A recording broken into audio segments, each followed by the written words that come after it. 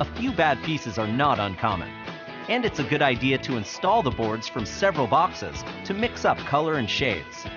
Add up the flooring width to calculate the width of the last row. If it's skinnier than 1 inch, cut the first row in half. While you're installing, try to keep a few things in mind. Maintain the recommended expansion gap at the perimeter of the room.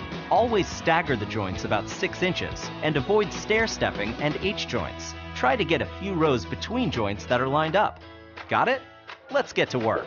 Of all the installation methods, floating is the easiest. It works great over existing vinyl. And some flooring even locks together to make the installation even easier.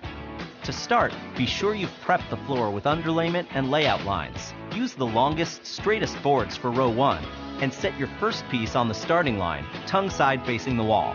Place spacers against the wall to maintain the expansion gap, typically about ½ inch for floating.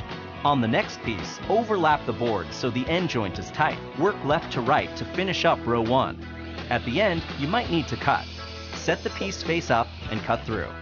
For row 2, angle the piece into the first row and fold flat to lock it in place.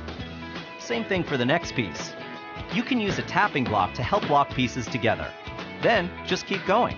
It's that easy. Remember to keep your joints tight and staggered at least 6 inches. Cut around any obstructions like vents or columns.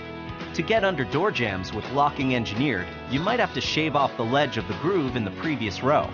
Apply a bead of glue to both pieces and slide into place. Hold the pieces together with painter's tape until the glue dries. When you get to the end, you might need to use a pull bar to wedge the final strips into place. That finishes the floating installation.